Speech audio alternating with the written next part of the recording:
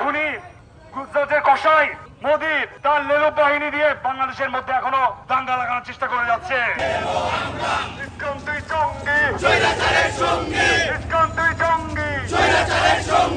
সর্বদলীয় সর্বস্তরের সাধারণ শিক্ষার্থী বৃন্দরা একত্রিত হয়েছি গতকালকে যে নেক্কারজনক ঘটনা, নতুন বাংলাদেশ 2.0 করার লক্ষ্যে আমরা কাজ করছিলাম, কিন্তু গতকালকে নেক্কারজনক ঘটনা এই বৈষম্য বিরোধী বাংলাদেশ গঠনে সম্পূর্ণভাবে ঘূর্ণাঘাত করেছে। এই ইন্ডিয়ার খুনি গুজরাটের কসাই মোদি তার লেলু বাহিনী দিয়ে বাংলাদেশের মধ্যে এখনো দাঙ্গা লাগানোর চেষ্টা করে যাচ্ছে। বাংলাদেশের ছাত্র সমাজ এটা মেনে নেবে না। ইনশাল্লাহ আমরা এই খুনের বিচার করেই ছাড়বো। চিটাগং একটা তীর্থস্থান এবং একটি পুণ্যস্থান, সেই স্থানে কালকে যে নেক্কারজনক ঘটনা ঘটিয়েছে, এই ঘটনার বিচার হওয়ার আগ পর্যন্ত আমরা কেউ বাদ ছাড়বো না।